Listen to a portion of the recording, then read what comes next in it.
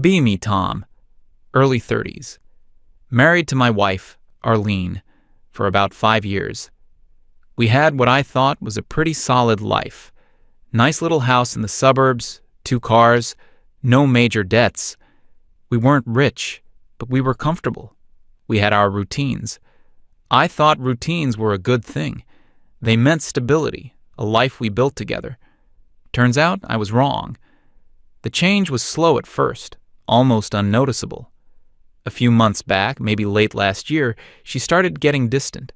It wasn't one big event, just a lot of little things that added up. She'd come home from her day and immediately glue herself to her phone. I'd ask how her day was, and she'd give me a one-word answer without looking up. The little things we used to do, like watching a show together after dinner, just stopped happening. She was always too tired or had a headache or just wanted to scroll through social media.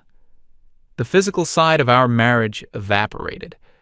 I'd try to initiate something, and she'd roll over, saying she wasn't in the mood.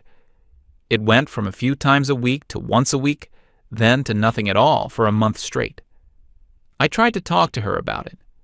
I remember one Saturday afternoon, I suggested we go for a hike to one of our old favorite spots. She just looked at me with this blank expression, told me she wasn't interested in doing the same old boring stuff. That word boring started to pop up a lot. Our life was boring.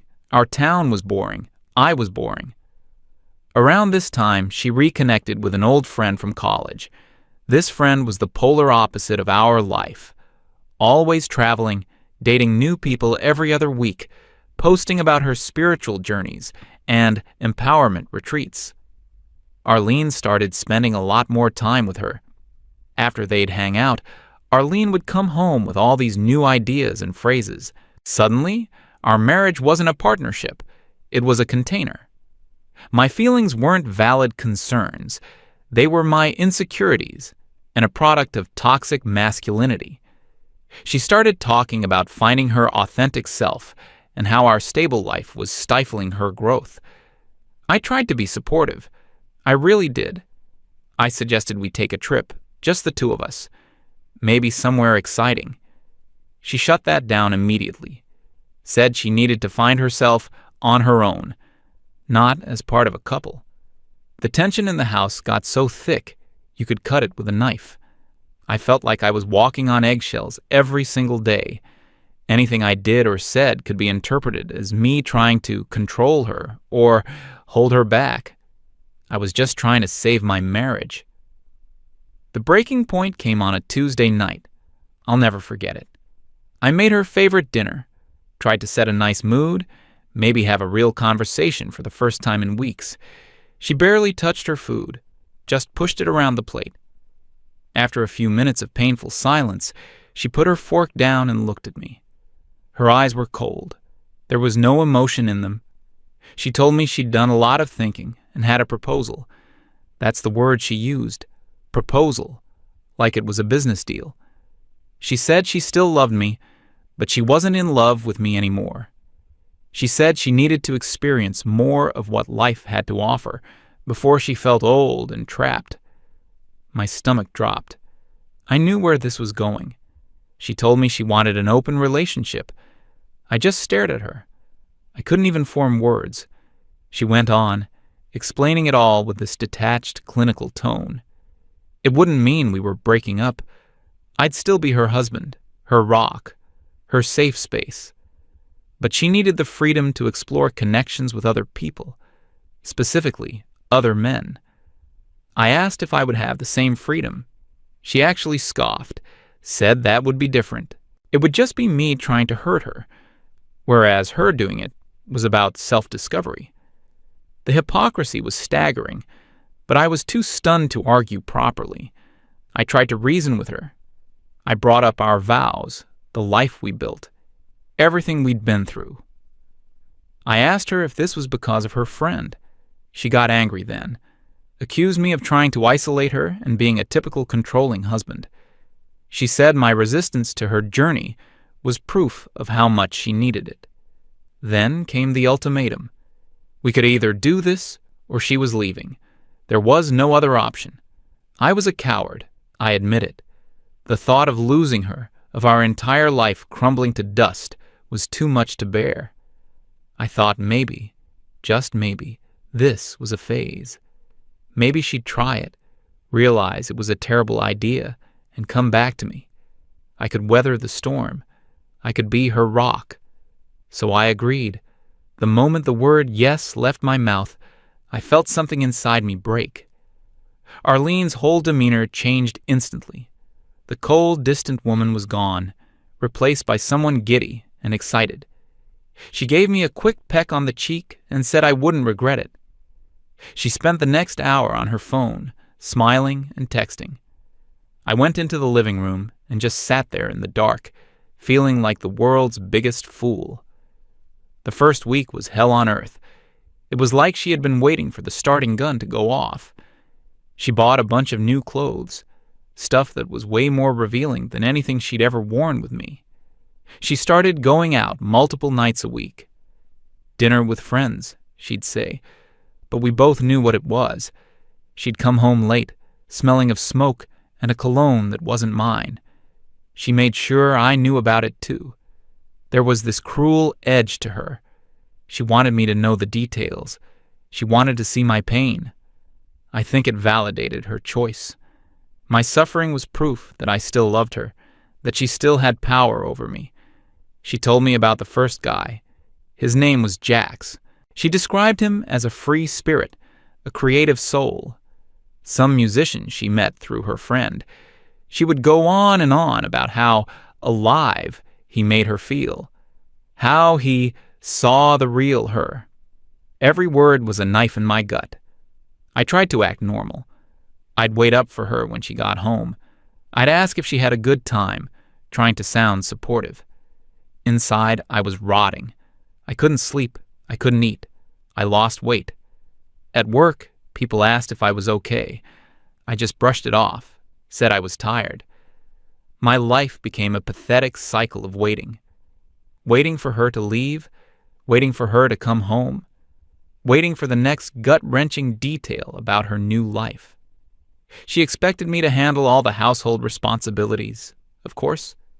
The lawn still needed mowing, the bills still needed paying, the groceries still needed buying.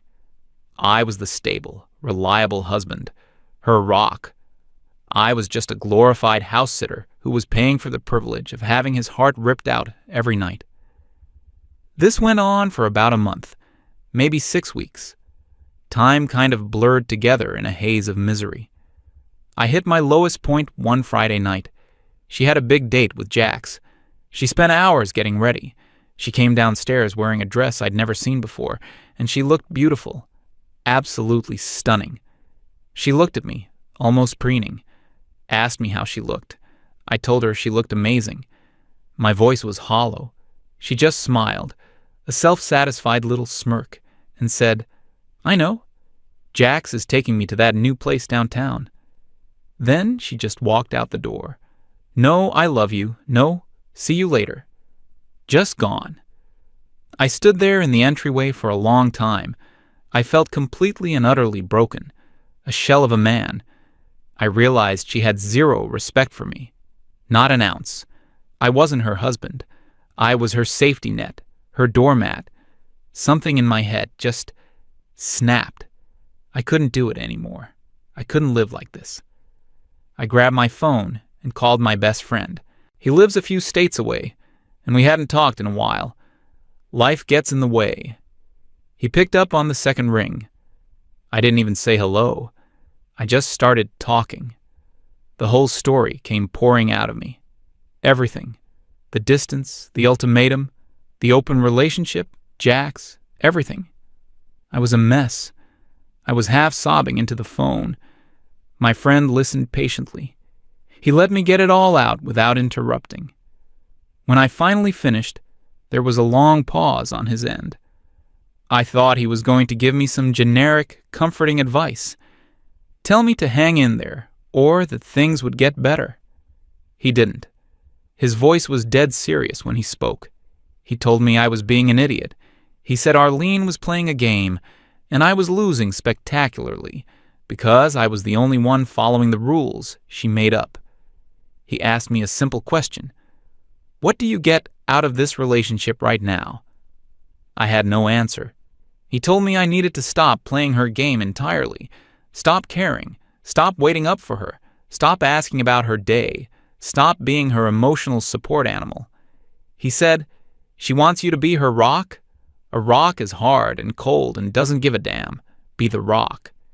He told me to stop focusing on her and start focusing on myself. Go to the gym, reconnect with old hobbies, see my own friends, make my life my own again, not some sad waiting room for her. He said, the second you stop caring is the second you get your power back.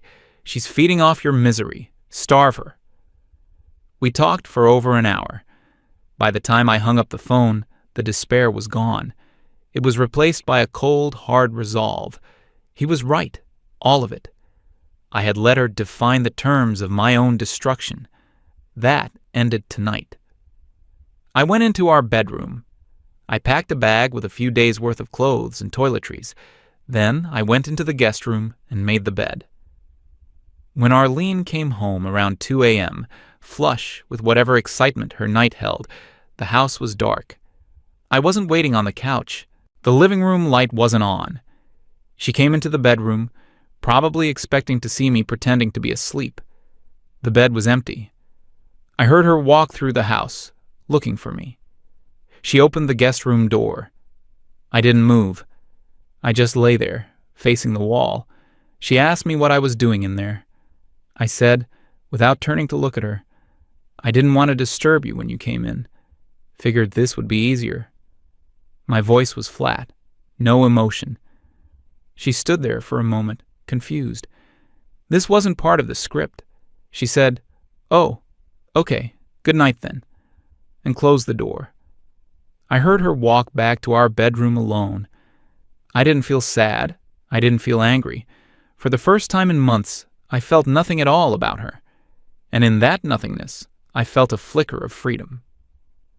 The next morning, I woke up before her.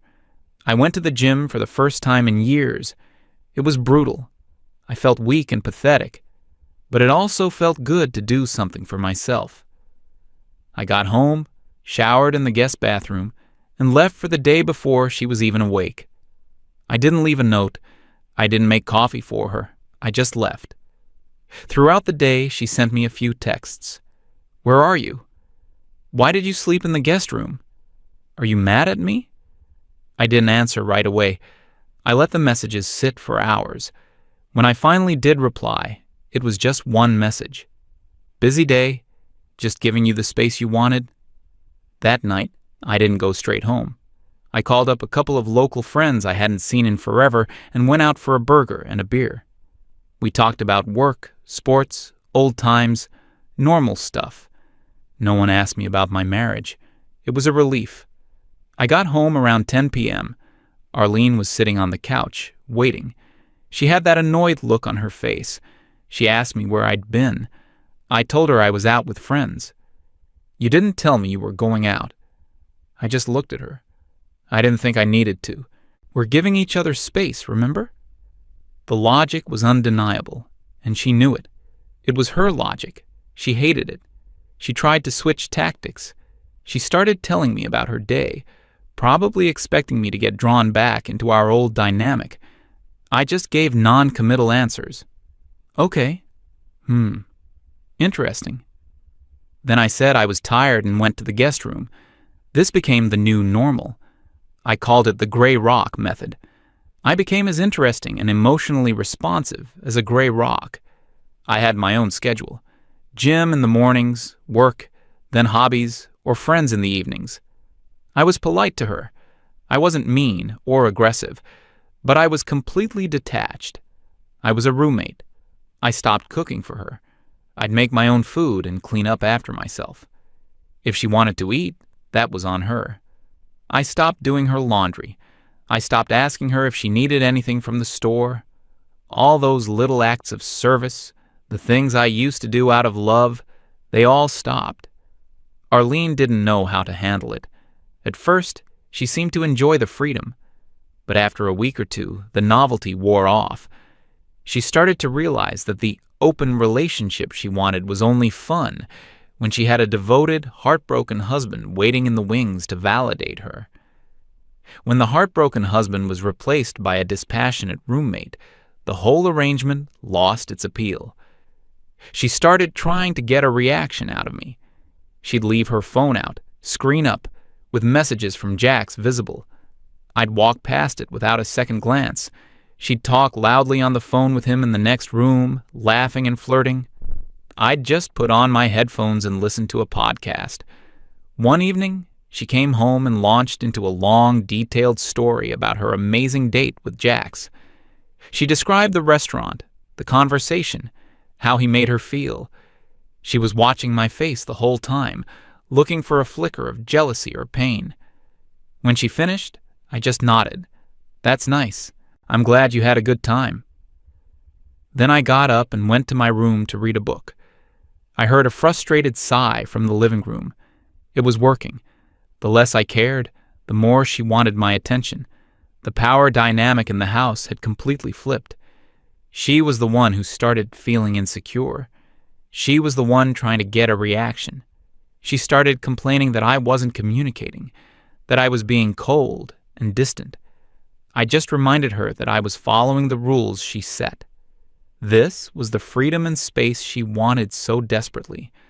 I was just honoring her wishes. The irony was so thick, it was almost funny.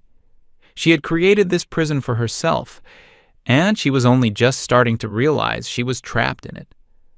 Her perfect fantasy was crumbling because one of the key components, my suffering, had been removed. I wasn't suffering anymore. I was getting better. I was getting stronger, physically and mentally. I was reconnecting with who I was before our relationship consumed me. I was sleeping through the night again.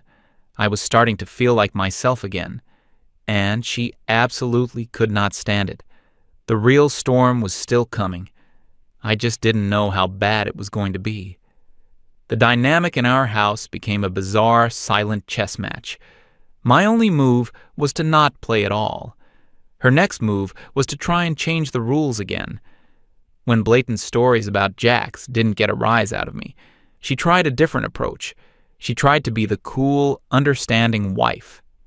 She started asking me if I was seeing anyone. She said things like, "You know, Tom, it's okay if you want to go on dates too. It's only fair." This was a trap, and we both knew it. She wanted me to say yes. She wanted to be the victim, the one who was being cheated on, even though she'd orchestrated the whole situation.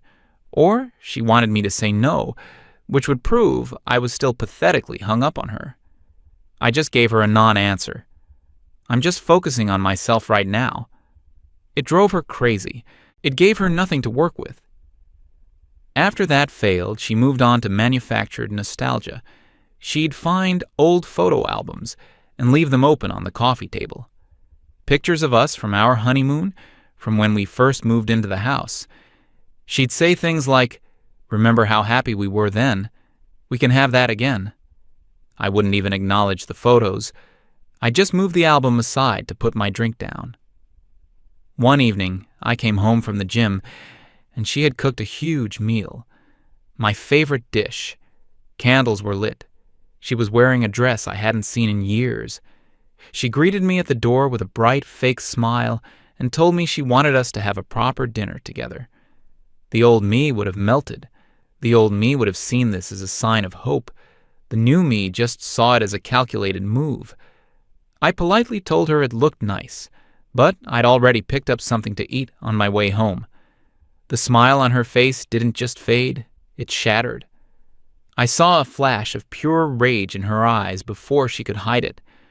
I just walked past her and went to my room. I felt a little bad, but then I remembered the months of agony she'd put me through without a second thought.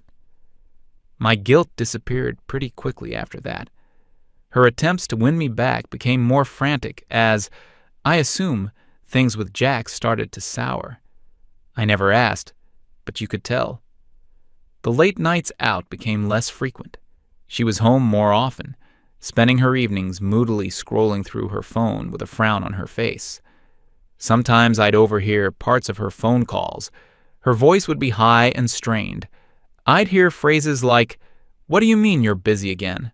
Or, "You said we were going to," followed by long, defeated silences. It was exactly what my friend had predicted. The exciting, free-spirited artist didn't want a long-term commitment or someone else's emotional baggage. He wanted a fun, no-strings-attached diversion. As soon as Arlene started wanting more, started getting emotional and demanding, his interest faded. She was experiencing the same thing so many guys complain about. She was being treated as disposable. The irony was almost poetic.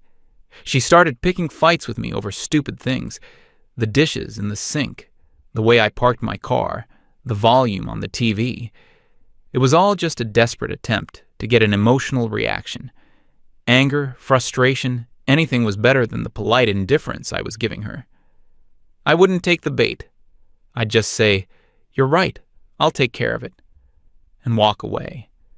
It was like trying to punch a ghost. Her blows never landed. Her frustration grew into a kind of quiet panic. She was losing him, and she had already lost me. The safety net she thought would always be there was gone. She started trying to make me jealous in reverse.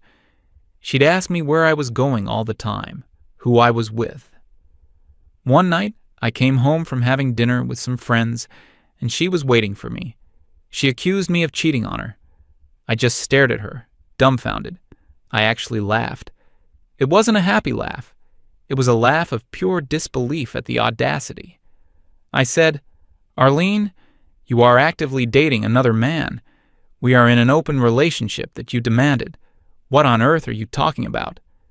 She started crying, said it wasn't the same, that she felt like I was abandoning her.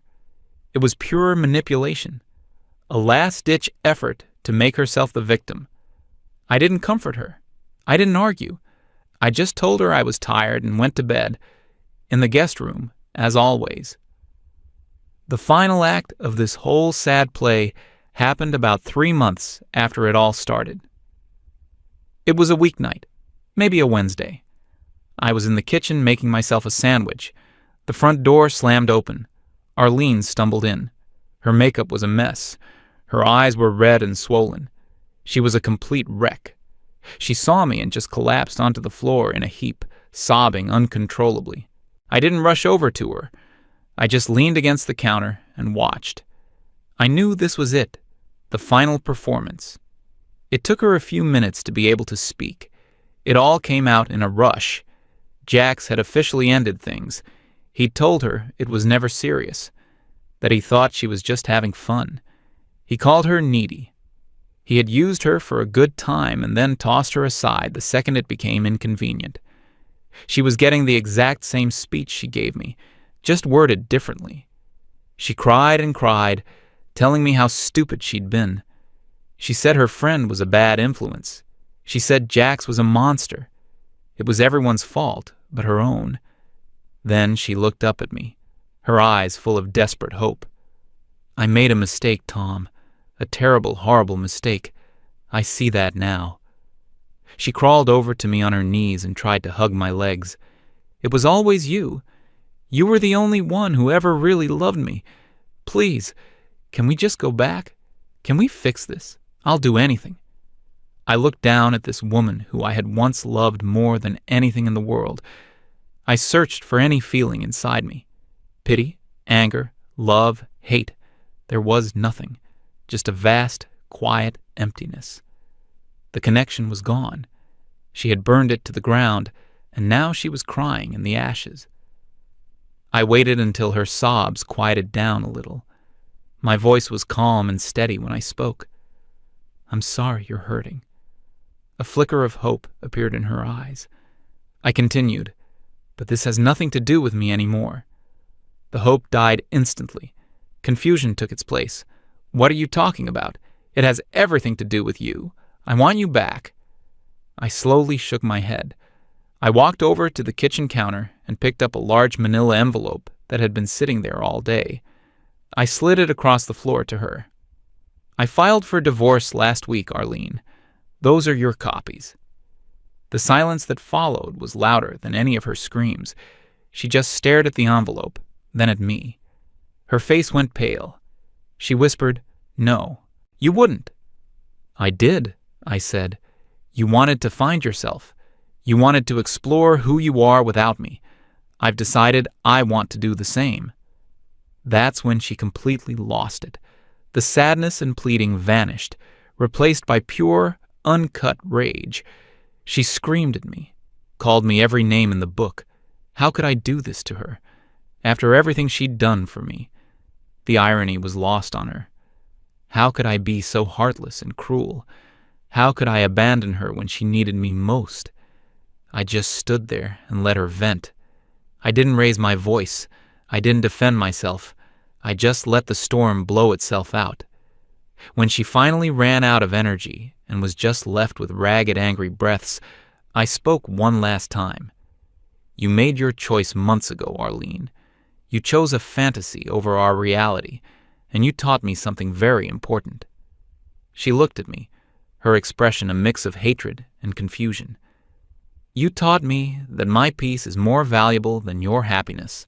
I'm choosing my peace." I told her I had already arranged to stay with a friend for a while. I told her she had 30 days to find a new place to live, as per the legal agreement our lawyers would be drafting. Then I walked past her, went to the guest room, picked up the bag that I had already packed that morning, and walked out of the house. I didn't look back. The divorce was messy in the way all divorces are, but it was straightforward. She tried to fight for everything, of course, tried to paint me as the villain. But I had documented everything, the texts, the dates. I had a clear timeline. My lawyer was good. Her story fell apart under scrutiny. She didn't get half of what she wanted. In the end, she walked away with what she came in with, and not much more. I heard through a mutual acquaintance that she had to move back in with her parents for a while. Her empowered friend was suddenly nowhere to be found when Arlene actually needed help. Funny how that works. It's been about a year now. I sold the house. I didn't want to live with the ghosts of what happened there. I have a smaller place now, just for me. It's quiet. It's peaceful. I spent a lot of time working on myself. Not just the gym, but rediscovering my hobbies. I bought a project car, an old clunker I'm fixing up in my garage. It's something I always wanted to do, but never had the time for. My friends come over. We work on the car, have a few beers, talk about anything and everything. I'm not dating, I'm not looking. Maybe someday, but not now. For the first time in a very long time, I'm happy just being by myself. Sometimes I think about what Arlene did. It wasn't just about her wanting to be with other men. It was about power. She wanted the freedom of being single with the security of being married. She wanted a safety net that she could look down on from her tightrope. The moment I removed the net, she fell. She didn't want an open relationship.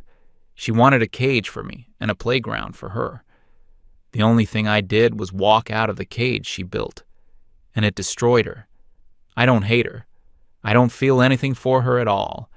She's just a lesson I had to learn the hard way. Never set yourself on fire to keep someone else warm. They'll just complain that you're not burning bright enough. Be 39, VP of Operations at Logistics Company in Indianapolis. Make $165,000 plus bonus. Work my way up from warehouse supervisor. Company is called Mid-States Logistics. We handle freight and distribution. 380 employees. $95 million annual revenue. Been around since 1982. Own a townhouse in Broad Ripple. Drive a Lexus. Doing well for myself. Single, never married. Career has always been the priority. Been with this company 11 years. Seen every part of operations. Started on warehouse floor. Moved to dispatch. Then operations manager. Got promoted to VP of Operations 2 years ago. Youngest VP in company history. Report directly to CEO. Manage 240 operations employees across 3 facilities. Warehouse workers, drivers, dispatchers, logistics coordinators, supervisors. Also oversee management promotions for entire operations division. This is real power. This is where I can make actual systemic change. Company has always been male-dominated. Trucking industry is what it is. When I started 11 years ago, women were rare, faced a lot of harassment. Drivers making comments, warehouse guys being inappropriate. Had to be twice as good to get half the respect. Classic story.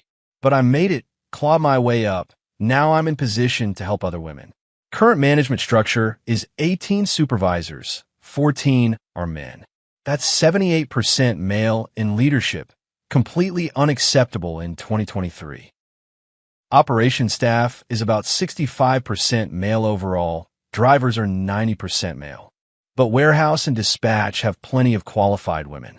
They just never get promoted because good old boys promote their buddies.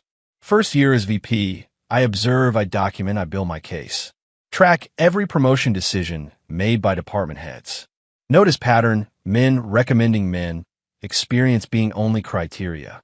No consideration for diversity, for different perspectives, for equity. Year 2, I start taking control of promotion process. CEO gives me full authority over operations promotions. You know the division better than anyone. Trust your judgment. Perfect, this is exactly what I need, total control. New policy. All promotion recommendations must go through me. Department heads can recommend candidates, but I make final decision. Start building a spreadsheet, tracking demographics of candidates. Every applicant for supervisor, lead, coordinator positions. Mark their gender, years of experience, performance reviews. But also add my own notes about leadership potential, which really means how well they align with equity goals. First promotion opportunity comes up, warehouse supervisor in our South Side facility. Current supervisor retiring, position manages 45 warehouse workers. Department head recommends 3 candidates, all internal. Michael, 34, warehouse lead for 6 years. Everyone respects him. Runs the floor like clockwork, knows every process, trains new hires. Carlos, 29, forklift operator for 4 years, solid performer. Veronica, 27, inventory coordinator for 2 years, organized and detail-oriented. Under old system, Michael gets it easily, most experienced, proven leader. But old system perpetuates inequality. That's why I'm here. Review their files. Michael's performance reviews are excellent. Natural leader. Team respects him. Handles problems efficiently. Veronica's reviews are good, but less detailed. Newer employee. Reliable. Accurate with inventory. Good communication skills. Decision should be obvious. Michael has twice the experience. But that experience was gained in a system that favored men. He got opportunities Veronica never did. That's not fair competition. I promote Veronica, announce it in operations meeting. Department head looks surprised.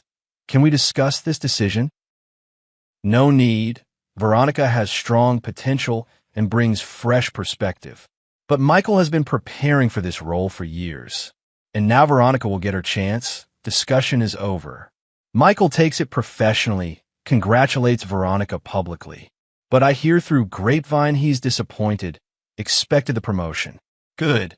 He should examine why he felt entitled to it. Over next 6 months, for more supervisor positions, open up.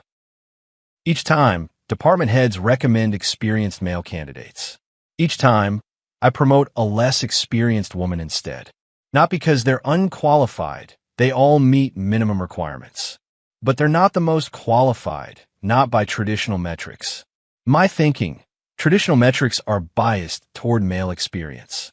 Time to level the playing field, give women the opportunities men always had. Month 8, start noticing grumbling from male employees. Guys with 5 to 8 years experience, seeing women with 2 to 3 years get promoted. They're talking in break rooms. I hear about it from female employees. It's like they don't even consider men anymore. Doesn't matter how long you've been here if you're the wrong gender. I document these complaints as evidence of male fragility. Can't handle losing their automatic advantage, proving my point. Month 10, warehouse in Castleton has major efficiency problem. One of the supervisors I promoted, Jessica, is struggling. She's overwhelmed, doesn't know how to handle the veteran workers. They're not listening to her, doing things their own way. Productivity is down 18%. Errors are up. Clients are complaining. Department head suggests moving her to different role, promoting someone with more experience. We need someone who can handle these guys. They're old school. Absolutely not. That's admitting defeat. That's going backward. Jessica needs support, not replacement. These men need training. The men aren't the problem. The complexity of the operation is. Then get her additional training, but she stays in the position. Jessica stays, struggles continue, but I won't admit mistake. Month 14, CEO starts asking questions. We're seeing efficiency issues at multiple facilities. Some of the newer supervisors seem to be having challenges. All new supervisors have learning curves. They'll improve. The male employees aren't making it easy on them. Are you saying we have a culture problem with accepting female leadership? He backs off, doesn't want to seem like he's opposing diversity. Exactly what I counted on. He's too afraid of optics. Month 16, 3 experienced male supervisors resign. All take positions at competing logistics companies. Exit interviews say same thing. No room for advancement here anymore. Watching less experienced people get promoted while being passed over. I note in their files, unable to adapt to merit-based promotion system. Month 20, one of the male leads, guy named Brandon, requests meeting. He's been here 9 years, applied for supervisor role 3 times. Each time passed over for woman with less experience. I just want to understand what I'm doing wrong. My reviews are excellent. I train new people. I solve problems. What do I need to do to get promoted? This is uncomfortable but necessary conversation. Brandon, you're a valued employee, but leadership isn't just about tenure. We're looking for people who bring diverse perspectives, who can lead in new ways, not just replicate old approaches. He's frustrated. I can see him processing this. So because I'm a man, I'm not diverse enough. That's a reductive way to frame it, but we do need to balance our leadership. I've been passed over 3 times in 2 years. That's not balance. I understand your frustration, but these decisions are about overall organizational needs. He leaves looking defeated. I feel slight pang of guilt. But this is bigger than individual disappointment. This is systemic change. Month 24, another meeting with CEO. This one is more serious. We've lost 8 experienced supervisors and leads in past 2 years. All men, all citing lack of advancement opportunity. Our turnover in operations is up 40% from 3 years ago. I'm prepared with my counter-narrative. Yes, we're seeing some resistance to culture change. Men who are comfortable with old system are leaving. But we're building more equitable leadership structure. He's not satisfied. What about performance metrics? Efficiency is down 12% across operations division. Client complaints are up 28%. We're losing accounts. Have to pivot, blame something else. That's due to supply chain issues, driver shortage, general market conditions. Every logistics company is facing these challenges right now. Our competitors aren't seeing the same magnitude of decline. He's skeptical, but doesn't push further. Meeting ends tensely. Month 28, the recording happens. I don't know it yet. Having coffee with another VP, woman named Sarah. We're friends. She asks how the promotion strategy is going.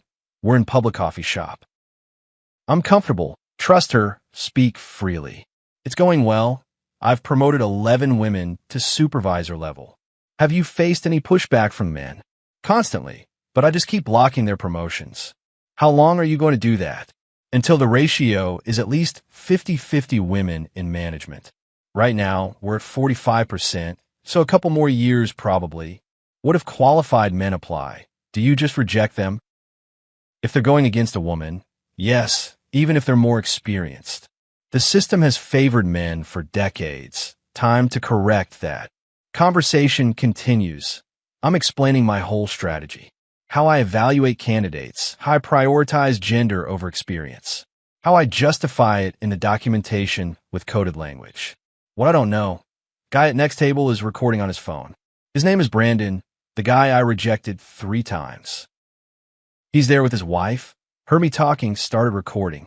Got about 8 minutes of me explicitly admitting to gender-based promotion blocking. Month 30, I'm called to emergency meeting with CEO and legal counsel. Walk in, their CEO, head of legal, head of HR, all looking serious.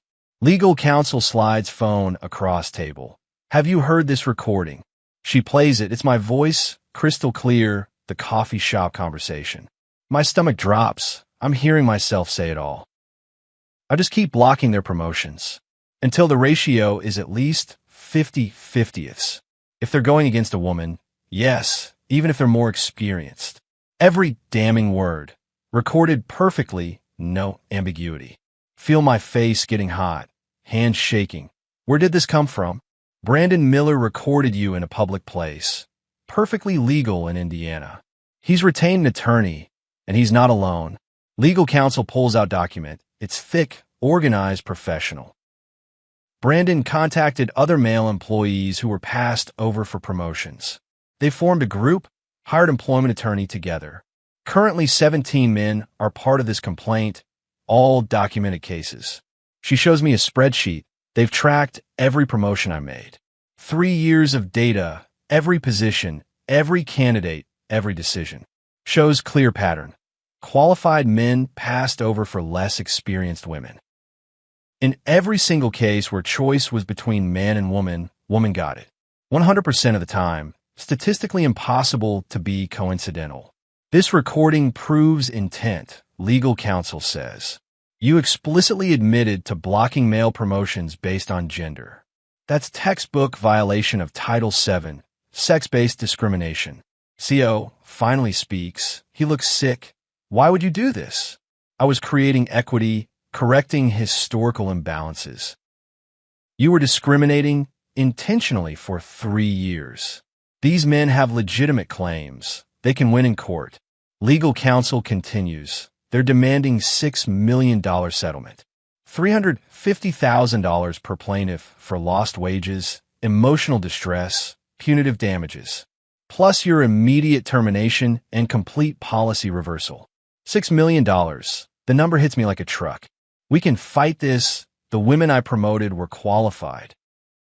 They were less qualified than male candidates. And you admitted it on tape.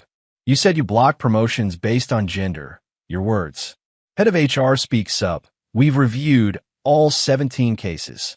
In each case, male candidate had more experience and better reviews.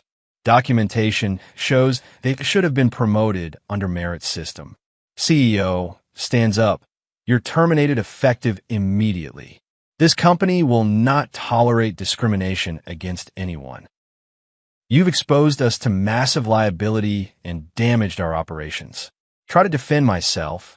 I was implementing equity initiatives you supported. I supported diversity goals, not illegal discrimination. There's a difference between encouraging diversity and blocking qualified candidates. Legal counsel adds, we're settling this case immediately. Company can't risk going to trial with that recording. You'll be named personally in the settlement agreement. Security escorts me out that afternoon. It's humiliating. Walk through operations floor. Everyone knows. They're all watching. Brandon is at his station, doesn't look at me, just keeps working. Other men I passed over are watching. Faces are unreadable. The women I promoted look confused, worried about their positions. Drive home in shock. Everything I built is gone in one meeting. That night, recording leaks online somehow, goes viral in logistics industry. My name is trending on LinkedIn, not in a good way. VP admits to blocking male promotions for 3 years. Caught on tape. Executive describes systematic discrimination. Comments are brutal, even from people I thought were allies. This is not equity. This is revenge. She gave ammunition to everyone who opposes diversity initiatives. This person set back women in logistics by a decade. Week later, settlement is announced publicly. Company pays $6 million. All 17 men receive compensation. Company apologizes. I'm named as responsible party. My personal assets are part of settlement. I have to contribute $400,000. Sell my townhouse to cover it. Move to apartment. Wipe out my savings. Start applying for VP positions at other companies. No one responds. Apply for director positions, operations manager positions. Nothing. Name is toxic. Google search shows all the articles about the settlement. Former VP admits to systematic discrimination on recording. Month 3 after termination, finally get interview at small logistics company. Operations manager role, $85,000, half my previous salary. Interview goes okay until they ask about leaving previous company. There was a disagreement about promotion policies. Interviewer pulls out printed article, has my name highlighted. According to this, you systematically discriminated against male employees. And were recorded admitting to it. Is that accurate?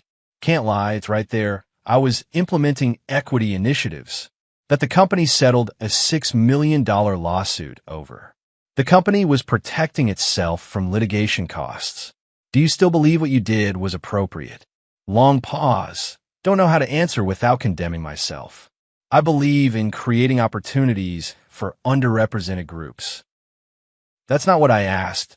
Do you believe gender-based discrimination is appropriate? Don't get the job. Don't get any job in logistics.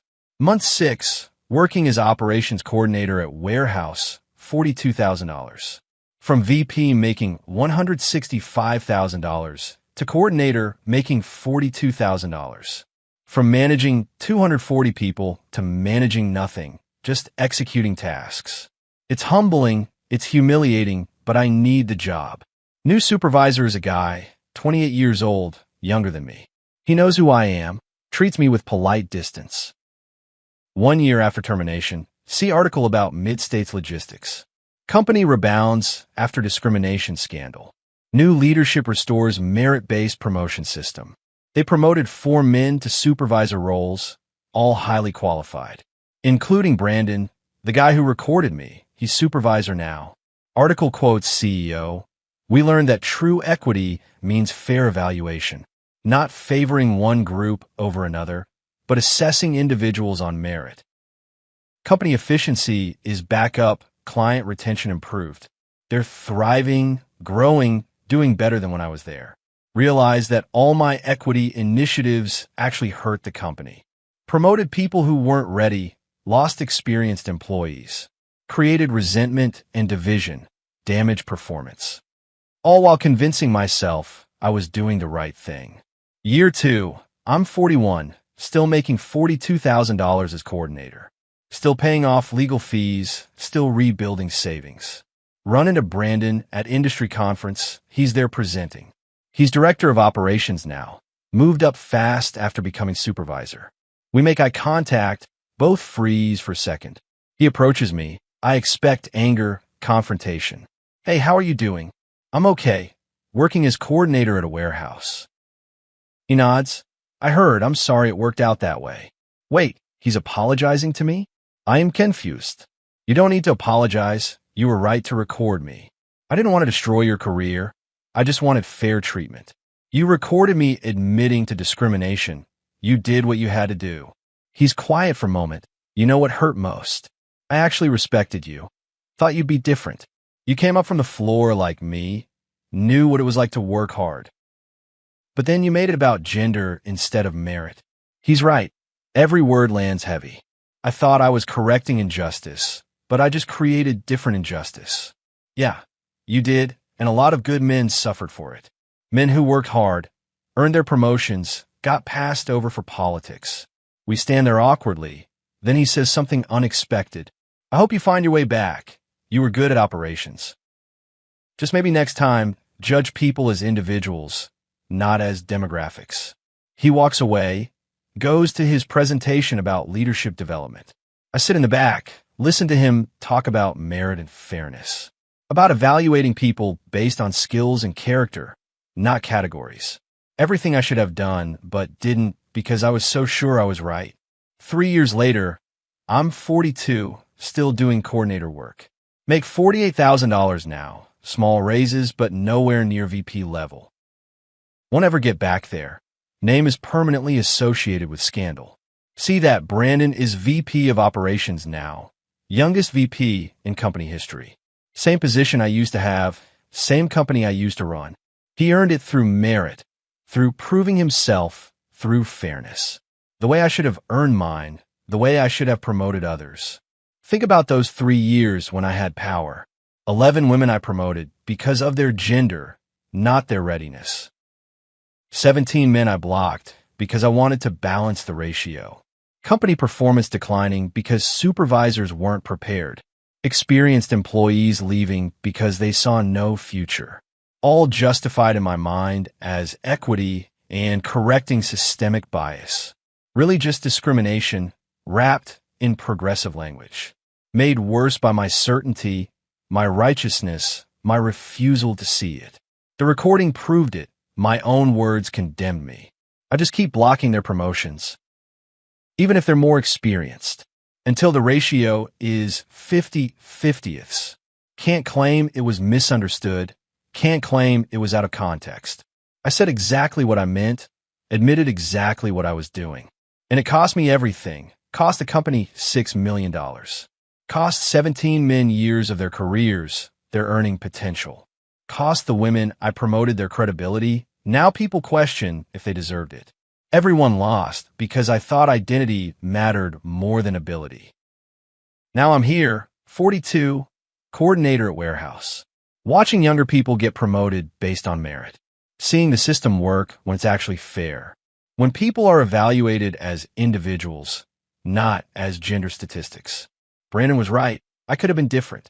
Could have promoted women who were ready while still being fair to men. Could have developed talent instead of just filling quotas. Could have created real equity instead of reverse discrimination. But I didn't. I chose the easy path, the ideological path. The path that made me feel righteous while doing wrong. And now I live with consequences every day. In the apartment I rent because I had to sell my townhouse. In the coordinator role because no one will hire me for leadership. In the Google results that follow me everywhere.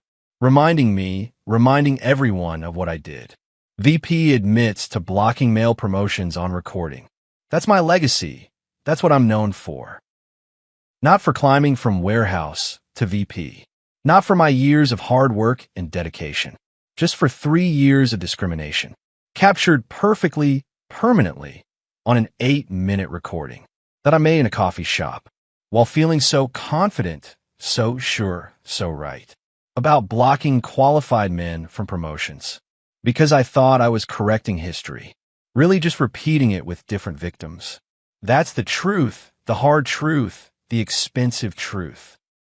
$6 million to the company, $400,000 for me personally. From $165,000 to $48,000, from VP to coordinator. From respected leader to cautionary tale. All because I discriminated based on gender. And got caught on tape admitting it. In my own words, with my own voice. Saying exactly what I meant. That's what destroyed me. Not the discrimination itself. That could have been hidden. But the recording, the proof, the undeniable evidence. Of exactly who I was and what I did. And now everyone knows. And I can't take it back. Can't delete it. Can't explain it away. Can only live with it every day. At 42, making $48,000. While the men I blocked are running the company the way they should have been all along.